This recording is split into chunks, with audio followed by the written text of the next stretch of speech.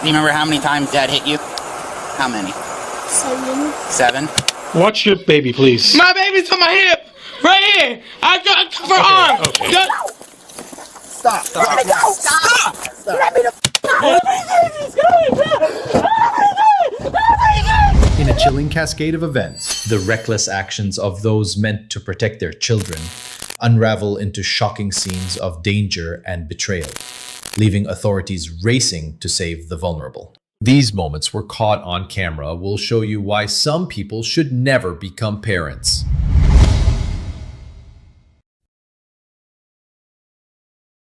A father, intoxicated and enraged, brutally assaults his toddlers, leaving one with a bloody mouth and a loose tooth in a mere 6-minute span of chaos. What drove this family man to such violence? Will justice protect these vulnerable children from further harm? On June 12, 2024, police were dispatched to the scene as this terrible father brutally assaults his toddlers after getting highly intoxicated. The incident began when a mother, preparing to take her 2 young sons to basketball practice, discovered a distressing situation at home. Her husband Justin had come home intoxicated and was acting erratically. Earlier that evening, around 5:24 p.m., he had been arguing with her, making derogatory remarks about her family, including their children. The mother, aware of his pattern of denying his drinking, recorded his behavior for evidence. As she loaded the car for practice, her older son began banging on the window, signaling for help. When she entered the house, she found him with blood on his mouth, a knot on his head, and a bleeding ear.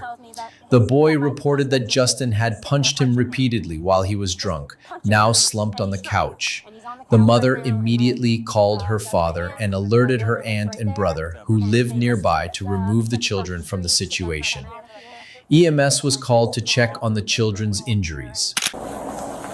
What's his name? Justin. Right? Or they're sitting there watching. Watching? I'm watching. Which one's he going in? Okay, he's enjoying it. Yeah, he's enjoying it.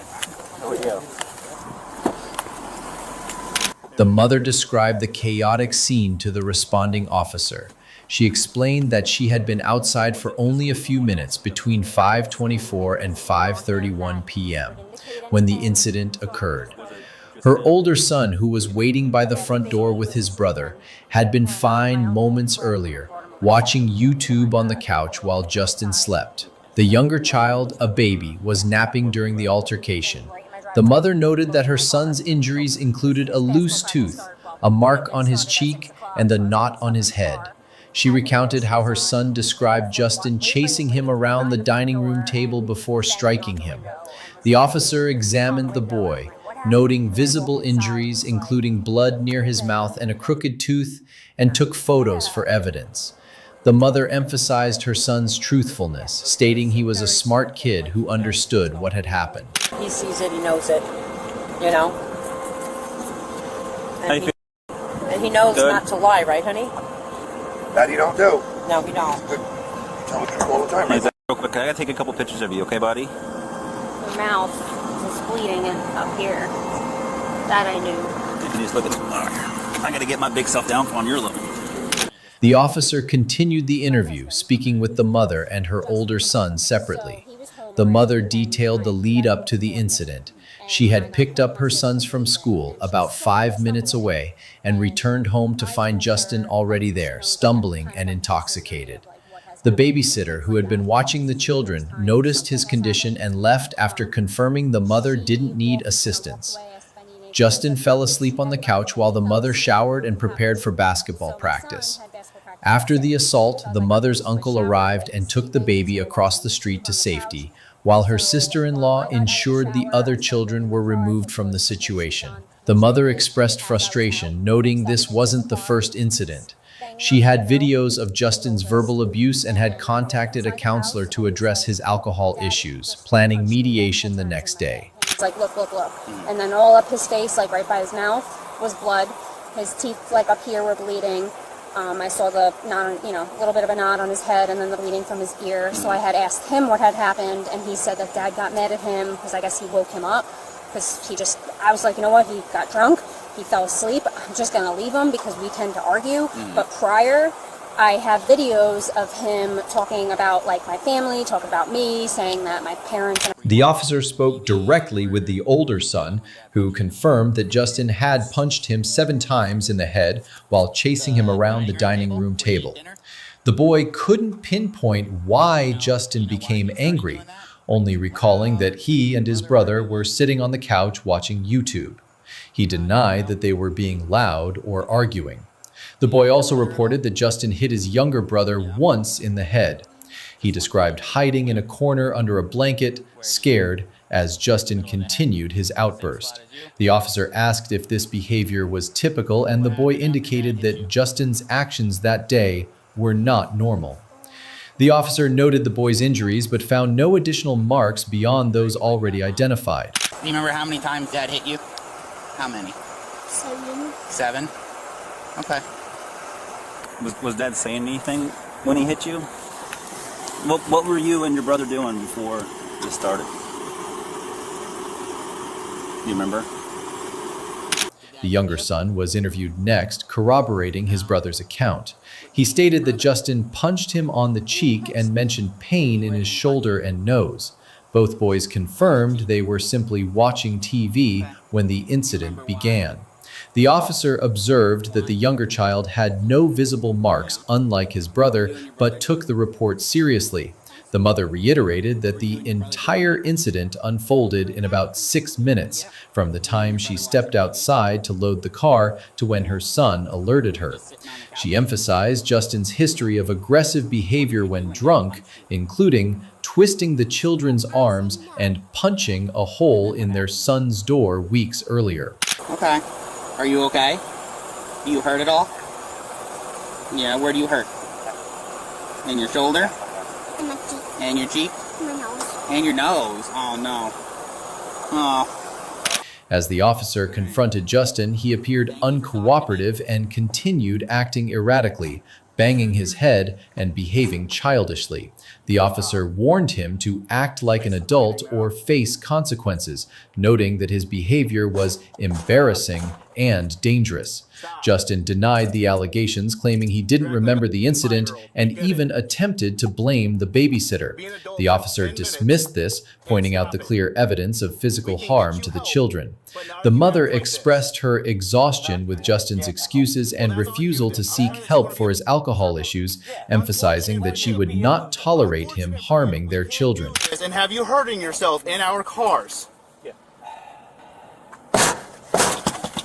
Stop. Now.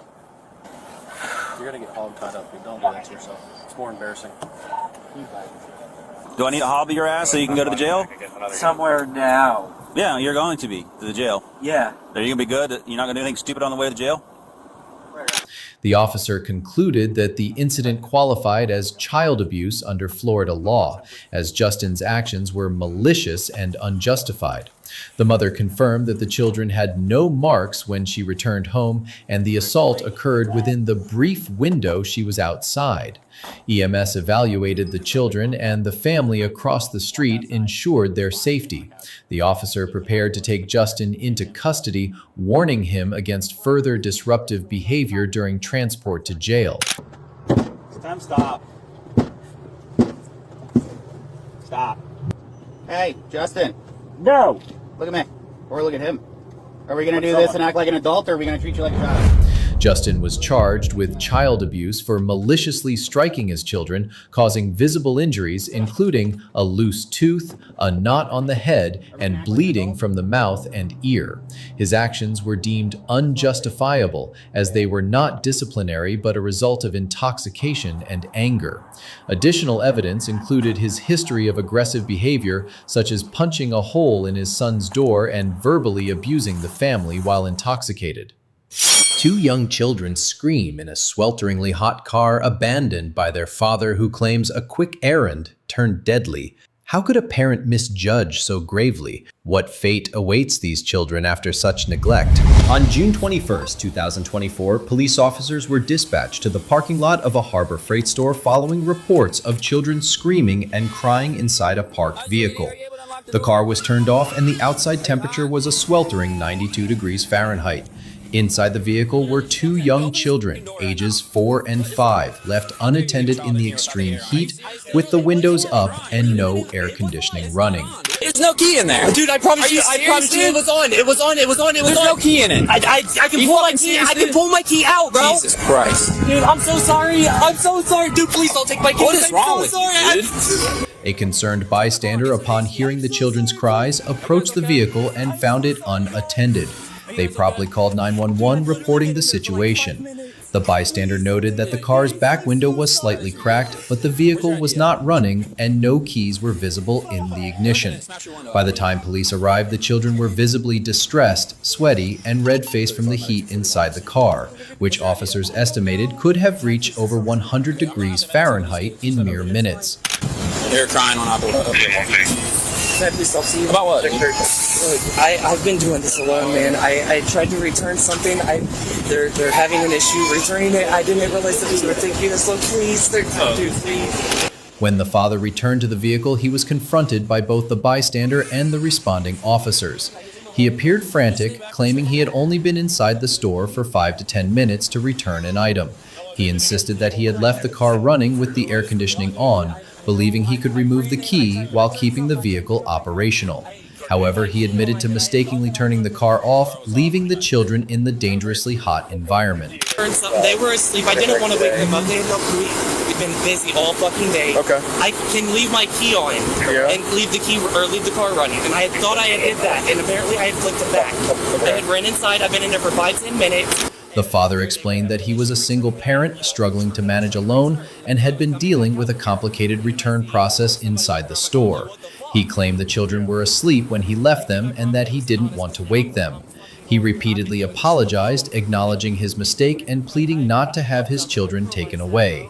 He stated there was water in the car, but officers pointed out that children of such young ages would not think to drink it in such conditions. The officers emphasized the severity of the situation, explaining that heat stroke could kill a child within 3 to 4 minutes in those circumstances. I will never do it again. Well, first of all, you relax. I understand it's a stressful situation and everything, but buddy. I know I fucked up, man. Yeah. Medics were called to the scene to evaluate the children's condition. Despite being sweaty and warm, the children were deemed medically stable enough not to require immediate hospitalization. However, officers and medics expressed concern about the children's safety given the prolonged exposure to extreme heat. The father was visibly distraught, admitting he messed up and promising never to repeat the mistake. He mentioned living with a friend and being unemployed, adding to his stress as a single parent. I mean, are they going back with him? As of right now, I don't know, because I don't know if I can trust him going back with him. That's what I'm wondering, because he said he was only there for 5 minutes. Officers questioned the father about the timeline of events, noting inconsistencies in his story. Initially, he claimed he was inside the store for 5 minutes, but later adjusted this to 5 to 10 minutes. To verify his account, an officer spoke with a cashier at Harbor Freight, who confirmed the father had been in the store for at least 15 minutes, waiting in line and attempting to return a partially used product. The cashier, a leader on duty, refused the return because the item was half empty, which prolonged the father's time inside. Further investigation, including a review of store security footage, revealed that the father had actually been inside for over 27 minutes, only exiting when he noticed police activity near his vehicle. How long did you see them in there? Well, I got here and I immediately started walking up to the store, but then I heard crying and I turned back and sure as hell the car was unattended, so that's when I called 911. And that was about from the time I made the call to when you guys got here. Okay. So probably like 5 minutes by the time I got here. Yeah. Okay. So, all right. Well, I appreciate it. Thanks for calling. Thank you for getting me. Absolutely. No, thank you. Appreciate it. The officers expressed frustration with the father's priorities, noting that his initial concern was whether he was in trouble rather than the well-being of his children. They stressed that he should have brought the children into the store with him regardless of the inconvenience. The father acknowledged his fault, stating, "I need to make better decisions," and took full responsibility for his actions. Hey, I'll patch you out real quick. Turn off this car. We're going to talk about it. I'm going to detain you right now, okay? What's on your pockets? You mind if I take everything out?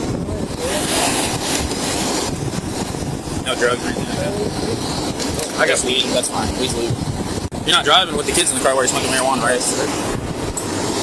While the children were being checked by medics, officers detained the father and searched his pockets, finding no drugs or other illegal items. However, they informed him that he would be taken into custody due to the severity of the incident.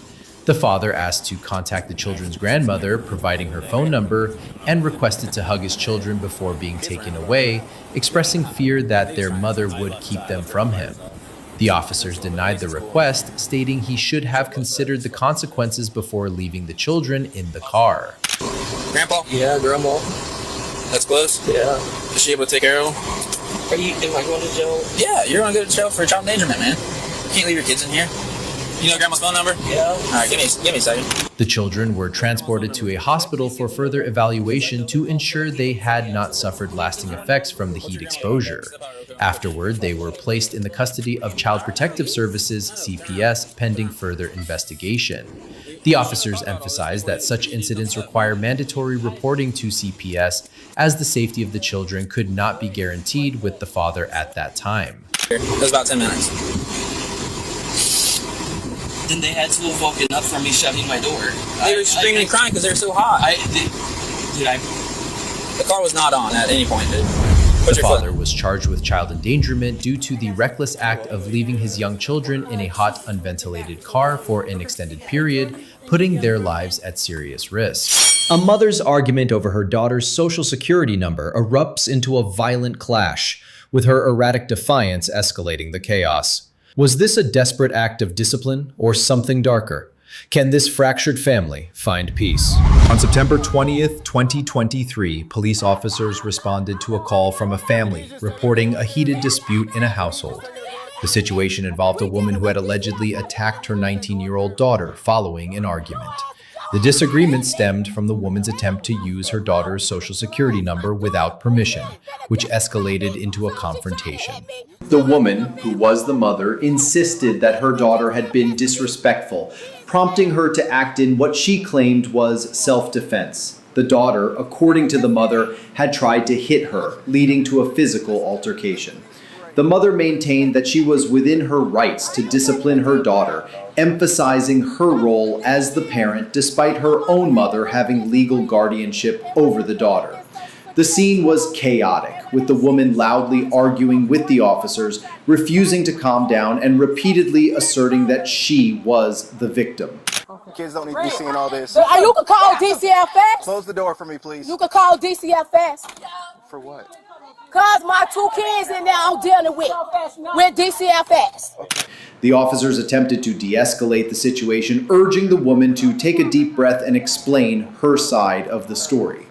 She recounted the disagreement with her daughter, focusing on the Social Security issue and her daughter's alleged disrespect.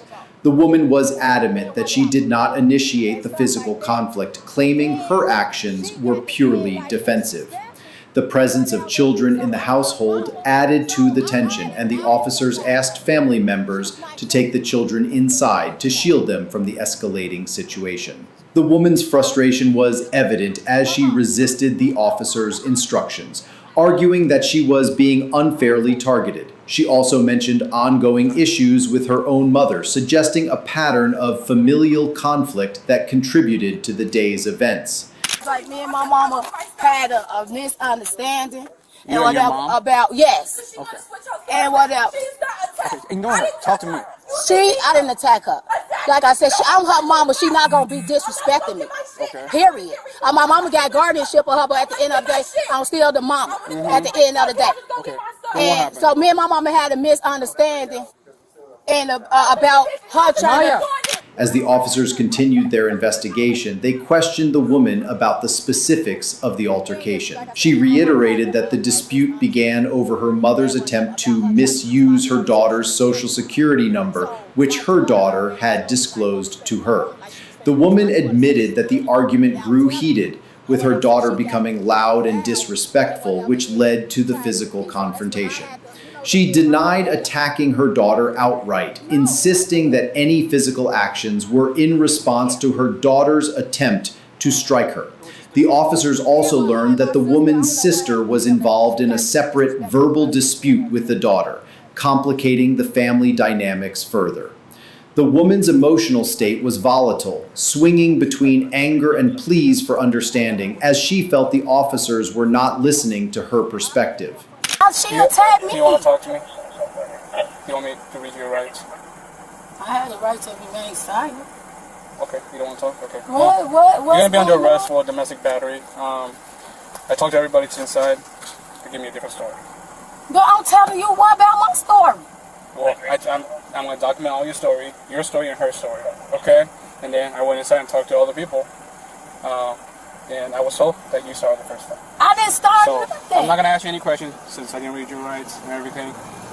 The officers attempted to gather the woman's personal information, such as her name, but she was uncooperative, repeatedly interrupting to restate her version of events.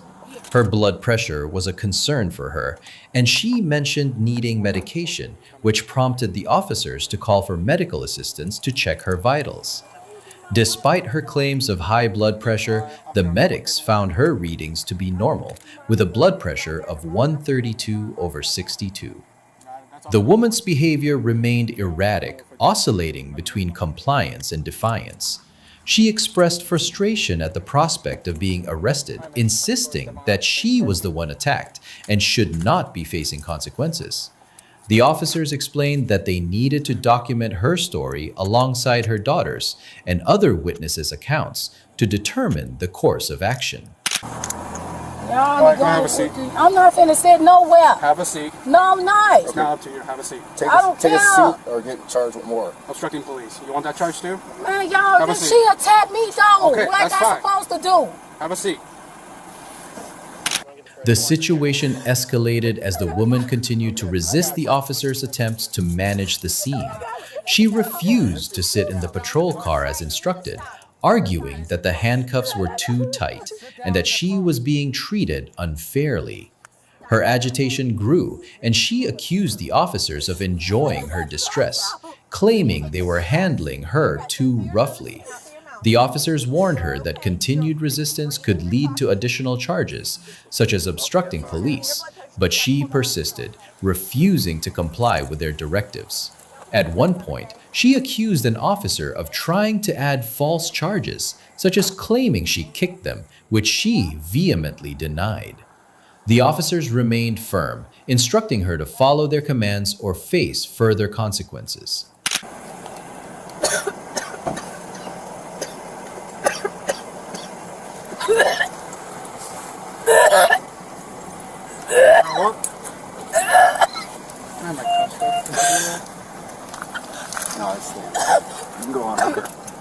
The woman's behavior became increasingly erratic, and she began to act as though she was in medical distress, possibly to avoid being taken into custody. The officers, concerned about her claims of high blood pressure and her apparent inability to answer questions coherently, decided she needed to be evaluated at a hospital before being taken to jail. This decision frustrated her further, as she insisted she was fine and did not need medical attention. Her sister, who was present, also expressed anger at the officers' handling of the situation, arguing that they were being too harsh. The woman's resistance continued as she refused to be touched or restrained, leading to a physical struggle as the officers attempted to secure her for transport to the hospital. Going to help you over here. Don't f***ing touch me. All right, this is the last chance, and then we're gonna. Don't f***ing touch me. Okay, come on. Don't f***ing touch me. Don't. Let me go. Let me go. Stand up. The woman's resistance persisted. She refused to cooperate with the medical staff and officers, repeatedly demanding that they not touch her and accusing them of trying to frame her. The officers and medics struggled to secure her to a stretcher for safety as she continued to move and resist, risking injury to herself and others. Her sister remained vocal, insisting that the officers were mishandling the situation and that her sister was not in the wrong. The woman's defiance culminated in threats to report the officers' actions, claiming their treatment was excessive.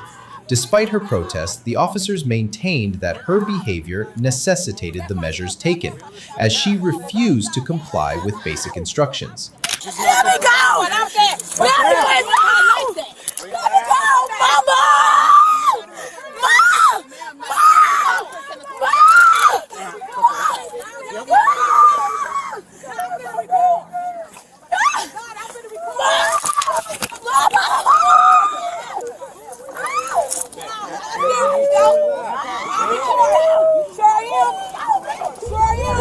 The woman's meltdown, characterized by her refusal to cooperate and her dramatic behavior, likely exacerbated the situation. Had she owned up to her actions and cooperated, the officers might have handled the situation with less force. Instead, her resistance led to a prolonged and contentious interaction. She was ultimately charged with domestic battery for the altercation with her daughter and resisting arrest for her behavior during the officers' attempts to detain her. These charges were documented after the officers interviewed all parties involved, including the woman, her daughter, and other witnesses who provided conflicting accounts of the incident. A mother, distracted and impaired, swerves dangerously, with her children asleep in the back, her glassy eyes betraying a deeper struggle. What personal turmoil led to this reckless drive? Will her children be safe in her care? On September 29, 2024, officers conducted a traffic stop on a vehicle observed driving erratically on Route 14. The vehicle was seen swerving, crossing the yellow line, and nearly veering into a ditch.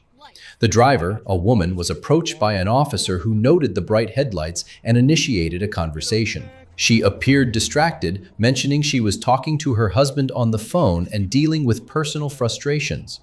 The officer asked for her driver's license and insurance, which she struggled to locate. She admitted to multitasking, explaining that her 2 children, who were asleep in the back seat, kept her preoccupied. And then you were all over the road. You crossed the yellow line, you were almost in the ditch with the whole truck, and you came back in and out, you were riding the grass. Yeah. I'm sorry. I multitask on a regular basis. Okay. Sorry. Okay. The officer pointed out her dangerous driving behavior, including turning left on a red arrow at the intersection of 14 and 47, crossing the yellow line, and driving onto the grass. The woman apologized, attributing her actions to managing her toddlers and their demands, such as searching for their tablets. The officer expressed concern about her motor skills, noting she dropped items during their interaction and questioned whether she had consumed alcohol or drugs, which she denied. Her explanation for the erratic driving centered on her exhaustion and the challenges of parenting 2 young children who were constantly on vacation and always asking for things. Picking up, trying to find their tablets. Okay. Do you usually have motor skill issues? I noticed you dropped a couple of things while you were talking to me. I'm just worried that we're okay to make it home while we got 2 kids in the back of the car. I promise you I will be. You're fine. Okay. I'll be good. Okay. Did you know that you turn left on a red arrow? The officer continued to assess the situation, noting the woman's glassy eyes and apparent motor skill issues, raising concerns about her ability to drive safely, especially with 2 children in the vehicle. She admitted to being perpetually tired, but insisted she was fine to drive. The officer, unconvinced, proposed a finger dexterity test to evaluate her coordination. He demonstrated the test, instructing her to touch her thumb to each fingertip, counting aloud from 1 to 4 and back, repeating the sequence twice. She attempted the test, but her performance was unsteady, further heightening the officer's concerns. He asked whether she was texting or talking on the phone, to which she vaguely responded, seeming disoriented. The officer then requested that she step out of the vehicle to continue the conversation away from traffic. She complied, and the officer reiterated his concern about her impaired state, despite her insistence that she had not consumed alcohol or medications. He emphasized the need to ensure the safety of her children, a son and daughter, who were still in the back seat. The officer learned she was en route to check on horses after leaving the Madison house. To further evaluate her condition, he asked her to perform an eye test, instructing her to follow the tip of his pen with her eyes only, keeping her head still. All right, so I want to run you through a couple of tests. I just want to make sure you make it home. I'm worried about you and the kids, okay? Once we get done with that, we can be on our way. Sound good? All right, Ms. Dirks, the first thing I want to test is your eyes, okay? The officer proceeded with a field sobriety test, asking the woman to take 9 heel-to-toe steps in a straight line, turn using small steps, and return with 9 more heel-to-toe steps. She struggled through the test, miscounting, and showing signs of impaired coordination. Okay, I'm in the field to toe, and one that I was mentored once with fight balances, and in that I'm like died in that time, and dumped on some fight balances, and then it made it. The officer concluded that she was too impaired to drive safely, particularly with her children in the car. He asked if there was someone who could pick up the children, as he deemed her incapable of driving them home. She mentioned her husband, but expressed reluctance to involve him, citing personal issues and an impending divorce.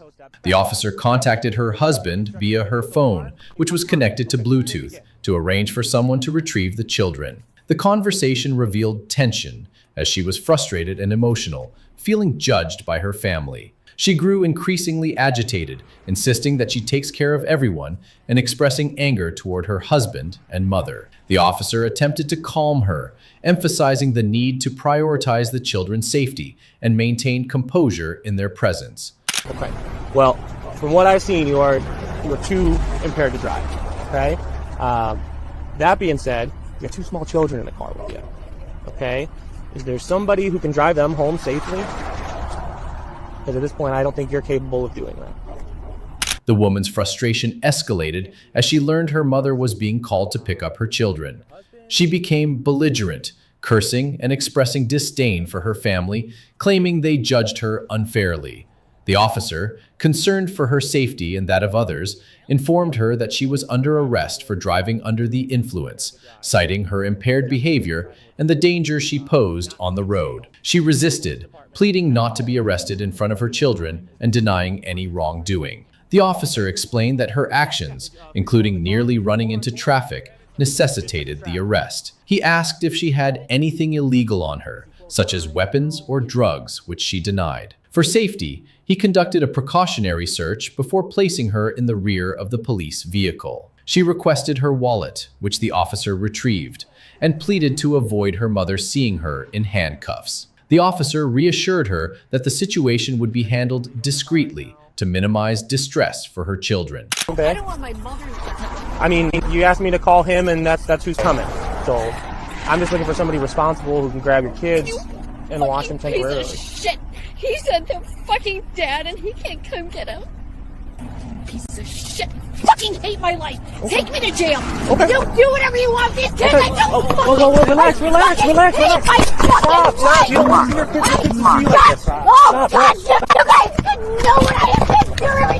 The woman was charged with driving under the influence, DUI, and 2 counts of child endangerment due to the presence of her children in the vehicle during her impaired driving.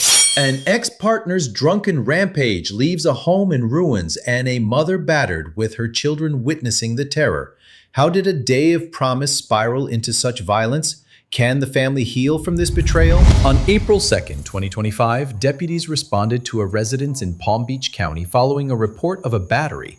A distressed woman reported that her ex-partner had assaulted her, targeting her neck and arm. She claimed he took her phone, though she was using another device to communicate. She described him as erratic, alleging he smashed all her televisions with a guitar and caused extensive damage to her home. Her children were upstairs during the incident, and she noted that the suspect had fled. She recounted that they had gone out earlier, enjoying a pleasant day, but tensions rose when he discussed substance use. He consumed alcohol she had stored for celebratory purposes, unopened for years, and became aggressive. She reported multiple instances of choking, death threats, and a strike to her arm, leaving marks. Deputies observed her injuries but noted she declined immediate medical attention, expressing uncertainty about her condition. I think I am. Do you I'm need not fire sure. rescue at all? Huh? Do you need fire rescue to come and check you out? Can I see the back door? I think there's something there. It hurts. I don't see anything. Do you need fire rescue to come and check you out? I mean, he choked me and jugged it, but I think I'm alright. But who knows? Maybe tomorrow I'll be not So alright. do you want them to come and look at you or no? I mean, no. I think I'll be okay. Let's see what happens. He thinks he has. Delise, can you just see if he needs fire rescue for anything? The woman explained that after dinner, the suspect drank heavily, consuming multiple liquor bottles in the bathroom. She had put her children to bed in the living room and planned to sleep on the couch, intending for him to sleep in a bedroom. He refused, began cooking, and disrupted the household. When confronted, he threatened her with hot oil. She removed the pan from the stove, but he then assaulted her in the kitchen, pushing her against a cabinet and causing a bookshelf to fall. She described a prior assault in the car after she mentioned moving on with someone else, prompting him to slap her. A struggle ensued in the kitchen as she defended herself, urging him to leave or retire to the bedroom. She referenced a protection order against him in the process of being withdrawn after his recent rehab stint, but not yet finalized. Her children witnessed parts of the incident, and she emphasized his history of disruptive behavior. He told me, get out. You're not making noise in here. We're going to bed. Please leave. Go in the bedroom. Stay in there. Go to sleep. Sure. He wouldn't do it. He started cooking oil on the counter. He started saying, I'll throw this oil in your face. And then he choked me several times in the kitchen, and that's when that all went down. Deputies interviewed the suspect, Jonathan, who claimed the woman was the aggressor, asserting any physical contact was self-defense. He denied choking her or damaging property, alleging she broke the television during an argument. He stated she invited him to the home, even purchasing his flight from New York, and admitted to drinking but claimed she encouraged it. Identifying as a U.S. Marine, he emphasized his integrity, showing scratches on his neck as evidence of her aggression. He denied possessing her phone and claimed the home's damage predated the incident. He referenced a protection order noting her promise to withdraw it and provided text messages to support his claim. Deputies detained him for further investigation, administering his Miranda rights. He maintained his innocence, suggesting her son would corroborate his account. That's about 45 minutes ago. She told me, come and shut up in the room. Me up. She thinks I'm using my man. Yo, my man. Right. The investigation continued as deputies evaluated the scene and statements. The woman reiterated that the suspect drank her liquor and refused to sleep, leading to threats and the kitchen assault. She confirmed sending text urging him to retire, which he ignored. Deputies found no second phone on the suspect despite her claims. The children's statement supported her account, describing his aggressive behavior. The home showed significant damage consistent with her description of smashed electronics. The suspect became uncooperative, slipping his handcuffs and arguing with deputies, emphasizing his military service. He was secured and placed in a patrol car. The woman signed a victim's rights form, frustrated about her missing phone. The totality of the circumstances, okay? I'm not going to resist, but don't do that to me. So then you know what? Put your hand on no problem. But you know I didn't do that, right? I got video, everything. So this is how it works. Just hear me out. So, we're gonna put 2 on you for just a little while, right? I don't understand what I did wrong, though. Some new stuff? Deputies determined the suspect as the primary aggressor based on the evidence, including injuries, witness statements, and the home's condition. After medical clearance at a local hospital, he was transported to the county jail. He now faces charges of domestic battery and resisting arrest. A chilling attempted kidnapping unfolds as a drug-addled couple targets a child playing outside, their threats echoing through a terrified neighborhood. Who are these predators lurking in plain sight? Will justice stop their dangerous pattern? On November 3, 2023, law enforcement officers responded to a distressing report of an attempted kidnapping in a residential neighborhood. The incident unfolded in broad daylight, causing alarm among residents who witnessed the unsettling events. A mother, visibly shaken, recounted the terrifying moment when she saw a white van pull up near her home. According to her, a man and a woman, both appearing to be under the influence of drugs, emerged from the vehicle. The woman, described as homeless, allegedly attempted to grab the mother's young child who was playing outside. The mother's voice trembled as she described the scene. The woman tried to lure her child toward the van, an older, beat-up model, while the man stood nearby, possibly complicit in the act. Stay here and tell them to leave my kids alone. My kids play here. Who came out of the van and physically grabbed the kid? No, tried to physically. The girl. The girl. Okay, that was inside the van. There was a male and a female occupying it. Yes. She pops out of the truck. Yes. Grabs your kid. Tries to grab my Tries to grab your kid. I guess they didn't see that my kid's father. The mother explained that her child's father was present at the time, sitting in his truck nearby. He quickly intervened, stepping out of his vehicle to confront the suspects. The mother didn't see everything that transpired after his intervention, but she recalled the man from the van making a chilling threat. He reportedly said, "I'm going to the gas station to put gas in my truck, and I'm coming back to kill everybody in this house." The mother's fear was palpable as she recounted this threat, emphasizing that this wasn't the first time she'd had issues with these individuals. She noted that they had previously harassed her children, who often played in the area, and she had repeatedly asked them to leave her family alone. Get out of the vehicle. Show me your hands. Face forward. Face forward. Keep your hands up. Passengers inside the vehicle. Exit. The mother provided a detailed description of the suspect's vehicle, an old white van, possibly accompanied by a purple Cadillac that she recognized as belonging to the suspects. She pointed out a silver car in the vicinity, but clarified that the van was the primary vehicle involved. The man, she said, was wearing a green shirt, and both he and the woman appeared to be acting erratically, consistent with drug use. The mother's account painted a vivid picture of a dangerous situation unfolding in front of her home, with her child's safety at stake. She urged the officers to check nearby gas stations, as the man had mentioned heading there, and she believed he might be living out of the van. All right, walk back to me. All right, stop. Okay. Charlie 3, 6 with 10-4.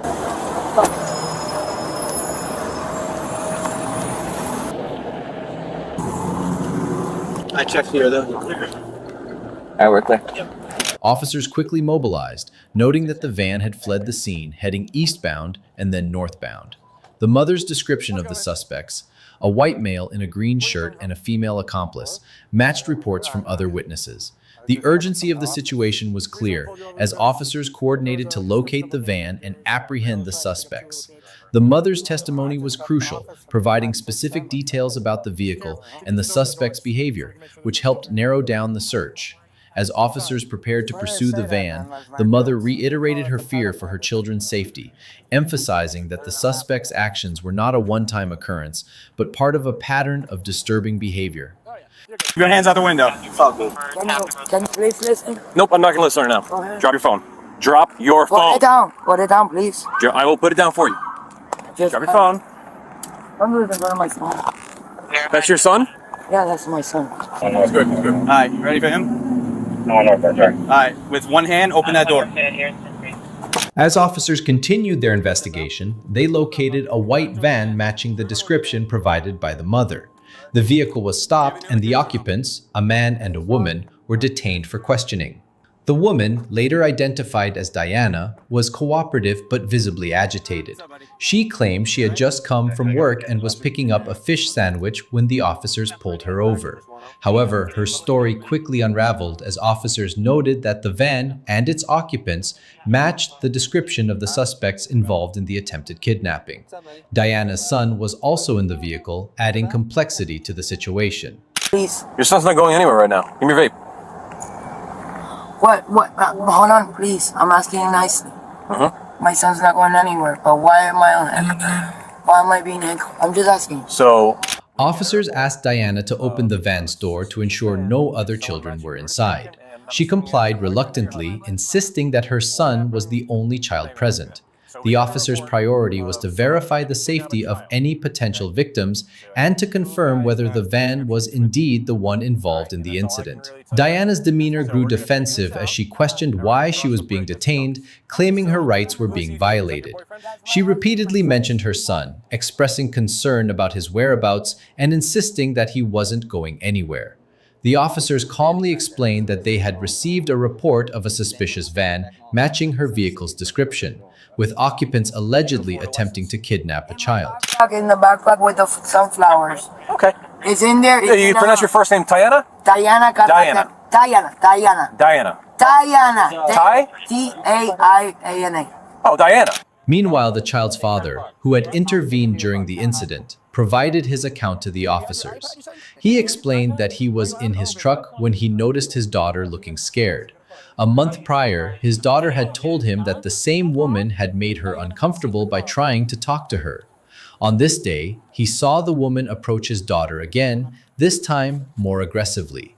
She reportedly called out to the girl, saying, come here," in an attempt to lure her toward the van. The father confronted the woman, telling her to back off, but she continued to advance, shouting threats like, "I'm gonna get her." In response, he admitted to reacting out of instinct, striking her after she swung at him and spat in his face. Okay, there was a report that I was kidnapping my child, but was there a report on 19 and McKinley that I got my lip busted by a guy? That was included, yes. Yeah. So he's the one that reported it? Because he didn't was report fighting for his sister. And I flicked the sister off. Why did he come and punch me? The father's account corroborated the mother's story, painting a consistent picture of the suspect's aggressive and predatory behavior. He described the woman as erratic, possibly under the influence, and noted that the man in the green shirt was also involved, though less directly. The father's primary concern was his daughter's safety, and he expressed frustration that the suspects had targeted his family before. Officers assured him that they were taking the situation seriously and that the suspects were being detained for further investigation. The father declined to press charges for the assault on himself, stating that the suspect's arrest for the attempted kidnapping was sufficient. Hey, remember my rights. You want to turn on your camera or check me now? My camera. The camera's been on. The camera's been on. Y'all violated my rights, bro. My camera's literally inside. Y'all violated my rights, bro. You got kids? You got kids? Do you have kids? Okay. Let's go. Got things to do, people to see. As the investigation progressed, officers continued to question Diana and the male suspect, who was identified as her husband and the father of the child in the van. Diana maintained that she was not involved in any wrongdoing, claiming that she had been assaulted by the child's father. She alleged that he punched her in the lip during the confrontation, and she pointed to her injury as evidence. However, her account was inconsistent with the witness's statements, and officers noted that she matched the description of the woman who attempted to lure the child.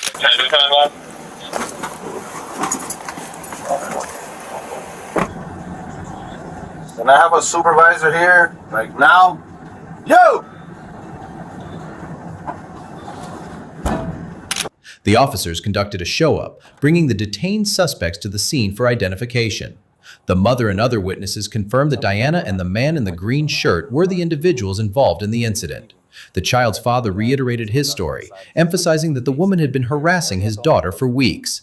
He recalled the moment when she approached his daughter, trying to coax her toward the van, and how he intervened to protect her. The officers documented these accounts, ensuring that all details were recorded for the report. The scene was chaotic, with Diana continuing to protest her detention, insisting that her rights were being violated. She demanded to know why her son was placed in a police car and repeatedly asked for a supervisor. The officers remained calm, explaining that she and her husband matched the description of the suspects in a serious crime. They clarified that no incriminating questions were being asked at that moment, and their primary concern was resolving the situation and ensuring everyone's safety. That the lady was like, come here. That's what I was figuring. Because I remember she told me like a month ago that she felt like, that she was trying to take and then he's saying the same thing. The stories combined. As the investigation concluded, officers gathered sufficient evidence to confirm the suspect's involvement in the attempted kidnapping. The mother's detailed description of the van, the suspect's appearance, and their threatening behavior, combined with the father's corroborating account, provided a clear picture of the events. The officers ensured that the child in the van, Diana's son, was safe and not involved in the incident. The suspects were taken into custody, and the officers prepared to file a comprehensive report detailing the events of November 3, 2023. Both suspects were charged with luring and enticing a child and causing a child to become delinquent, reflecting the severity of their actions in attempting to abduct a minor and their pattern of predatory behavior. A couple's roadside argument turns violent, revealing a child left alone at home, with both parents' conflicting stories deepening the mystery. What secrets lie behind their volatile clash? Can their child be protected from their chaos? On March 12, 2024, in Ohio, a routine police patrol took an unexpected turn when officers noticed a couple arguing heatedly on the side of the road. The woman, visibly shaken, explained to the officers that the man was her husband, though she was in the process of filing for divorce. She recounted how their argument had escalated while they were door dashing together, a side gig they shared. The situation had spiraled out of control, leading to a physical altercation. According to her, the man had attempted to snatch the car keys from her hand, causing a cut on her finger that left her bleeding. She described how he had been verbally abusive, calling her names while she was driving, which she found dangerous and intolerable. The woman stated she had pulled over to confront him, telling him to either find his way home or get out of the car. Instead, he continued yelling and grabbed the keys, leading to the injury. Calling me, we're driving. You're calling me a yelling in my ear. I can't do that while driving. That's dangerous. I don't keep doing that. I stopped right here and told him, hey, either you find your way home or you got to get out. The officers observed the woman's distress and the cut on her hand, offering her a Band-Aid and asking her to calm down to provide clear answers. They confirmed that the car was registered in her name and that their child was not with them at the time. The woman explained that she had stopped the car because the argument had become too intense and she feared for her safety.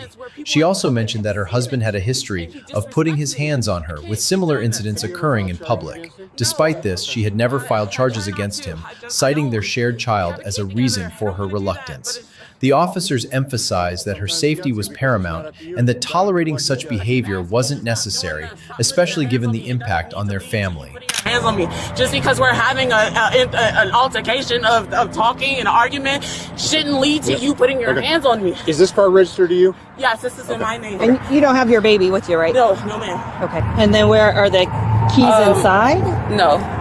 I took the keys out of the ignition and I had them in my hand and he... Oh, I thought when I came up to you originally, I said... As the conversation continued, the woman elaborated on the incident, noting that the police had arrived just as her husband was about to chase and grab her. She claimed he had a pattern of aggressive behavior, often escalating arguments into physical confrontations.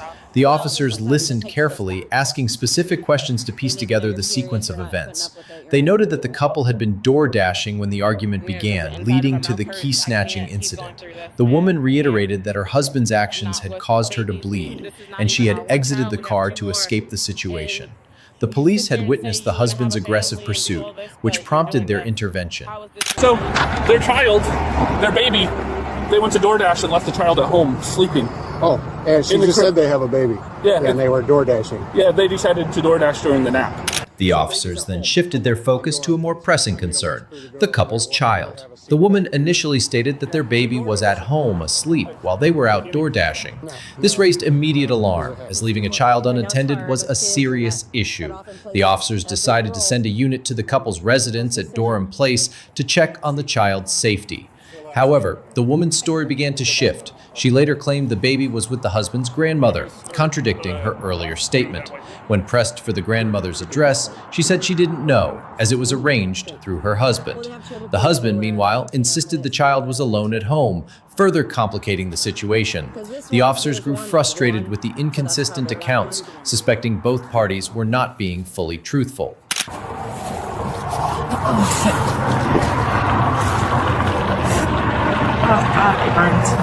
There we go. Just sit all the way in there for me and fill that out so we don't have to stand out on the side of the road here. The police decided to detain both individuals to investigate further, particularly regarding the child's whereabouts. The woman became increasingly agitated, claiming she didn't have her phone or any way to contact the grandmother. She pulled papers from her pockets, throwing them in frustration, and insisted she was trying to cooperate despite her mental health challenges. The officers, wary of her escalating behavior, asked for the car keys, as the vehicle was to be towed. The woman, named Kristen, refused to hand them over, demanding paperwork and asserting her rights. Her agitation grew, and she repeatedly mentioned her anxiety and mental health issues, pleading to be left alone. You left your child alone at home while you guys went DoorDash. Who said? He said. The officers attempted to calm her, explaining that her noncompliance was making the situation worse. They warned that continued resistance could lead to further consequences. Meanwhile, a unit sent to the couple's home confirmed the worst. The baby was found alone, having been left unattended through an open window. This discovery solidified the officers' concerns about child endangerment. The woman's behavior escalated further as she screamed about her mental health and begged the officers to stop touching her. She claimed her thumb was injured during the interaction, though the officers noted it was due to her flailing against the handcuffs. Despite their efforts to de-escalate, Kristen's refusal to cooperate and her erratic behavior left the officers with no choice but to take her into custody. I don't have nothing on me. No. Put that stuff The only thing I have is this. You don't have to throw it everywhere. Why did you do that? Because I told you I don't have my phone on you, and you told me to take everything out of my pocket. This is all I have. I have nothing else in my pocket. The situation grew chaotic as Kristen continued to resist, screaming about her inability to breathe and her mental health struggles. The officers repeatedly urged her to calm down, warning that her actions could lead to additional restraints. She complained of pain in her thumb and hand, which she attributed to the officers' handling, though they clarified it resulted from her own movements. The officers managed to secure her in the patrol car, but she continued to plead for them to leave her alone, insisting that only her husband could help her. The police, however, were focused on resolving the immediate concerns, ensuring the child's safety and addressing the couple's conflicting stories. Mental health. I have mental health, please. Cooperate. Please. Put your hand behind your back. Please. Okay. Please. Put your hand behind your back and cooperate. Please. So, do not try to get out. I'm just. Put your legs back. Already claustrophobic. Okay. I will roll down your windows, but you're not going to get your legs up here. The officers coordinated with Children's Services to establish a safety plan for the child, who was now in protective custody. They also learned that the couple's 2 other children were in Maryland, not living with them, which added another layer of complexity to the family dynamics. The husband was detained for domestic violence based on the woman's account of his aggressive behavior and the physical altercation over the keys. The officers noted that the woman's mental health issues and the husband's alleged history of violence created a volatile situation, compounded by their decision to leave their child unattended. The car was towed, and both individuals were transported for further processing. Leave me alone! Please leave me alone! Leave me alone! Leave me alone! Leave me alone! Leave me alone! Oh my God! Leave me alone! Leave me alone! Leave me alone! Leave me alone! Just leave me alone! I just need you to stop talking to me, please. The woman, Kristen, was taken into custody and charged with obstruction and child endangerment due to her non-compliance and the discovery of the unattended child. The husband faced charges related to domestic violence for his alleged actions during the altercation. A baby's cries pierce a hotel room where an unresponsive mother lies amid empty liquor bottles, her incoherent ramblings hinting at a troubled mind. What led to this neglectful haze? Will this child find safety away from her mother's grip? The night began with a distressing report at a hotel when a guest alerted staff about a baby crying incessantly in room 210 for over 15 minutes. The guest noted no other sounds from the room, raising immediate concern. The front desk clerk, informed by a colleague, relayed the situation to the police, prompting a swift response. The clerk provided details about the guest in room 210, mentioning that a woman had been brought to the hotel by a police officer the previous day. An employee stationed near the room confirmed the baby's cries and stood outside, awaiting further instructions. The door, because, my boss gave me a pass, key. I cracked it open. I said hello 10 times. She didn't answer. I ended up opening the door. The pillow was like kind of over the baby's face. So nobody's in the room? She's right there, and she didn't wake up. Officers arrived at the hotel, greeted by the clerk who directed them to the second floor. The staircase was to the left, and the employee near room 210 was ready to provide more information. The officer, identified as Officer Cologne, thanked the clerk and proceeded upstairs. At the room, hotel security explained the alarming scene they had encountered earlier. Using a key, the security guard had entered room 210 and found the baby wrapped in a blanket with a pillow partially covering its face. The baby was crying, but the mother, lying unconscious on another bed, did not respond to the baby's wails or the guard's attempts to wake her. The guard had cracked the door open, called out, and, receiving no answer, entered to check on the child. The pillow was dangerously positioned, posing a suffocation risk, and the mother remained unresponsive. It's the police.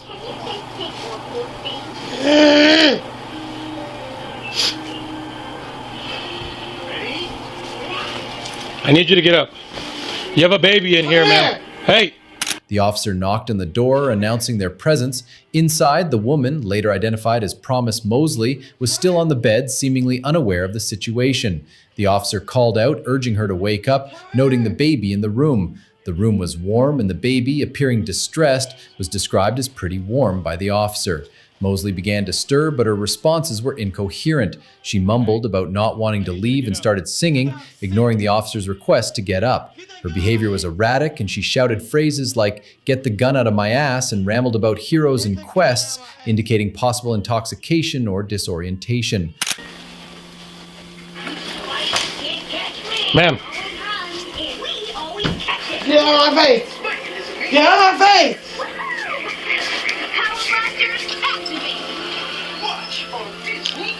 336, 320, you can head up to the room. I already spoke with the RP.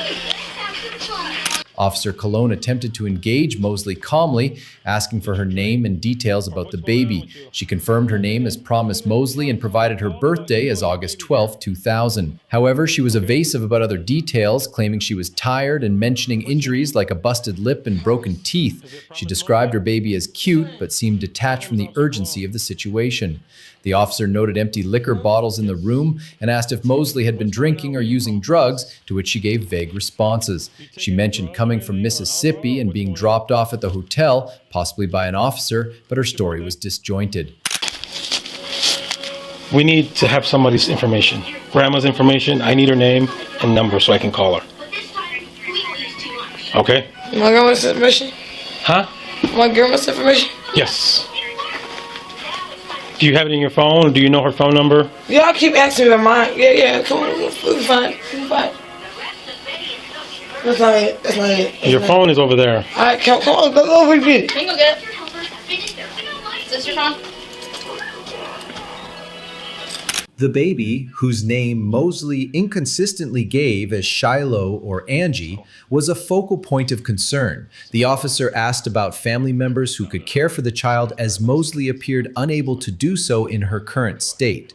She mentioned a third child and a grandmother, but refused to provide clear contact information. Her responses grew more defensive, and she accused the officers of playing games with her. The officer explained that without family contact, the baby might be placed with the Department of Children and Family Services, or DCFS, but Mosley remained uncooperative, insisting she didn't want to hurt anyone.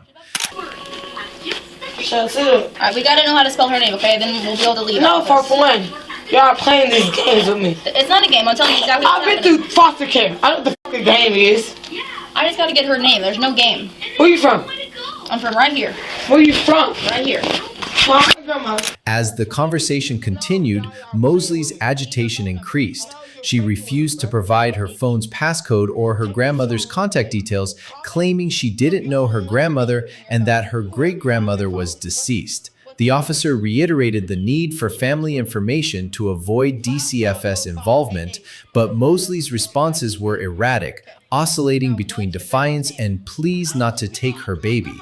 The room's condition, with liquor bottles and the mother's inability to wake initially, painted a troubling picture of neglect. My baby's on my hip, right here. I got for arm. Okay. Stop. Let my baby go. Let my baby go. Let my baby go. Let my baby go. Let my baby go. Okay. Look, promise. Turn around. Put your hands behind your back. Put them behind your back now. Okay. I got you. The officer's patience was tested as Mosley became more confrontational, demanding the officers leave her room.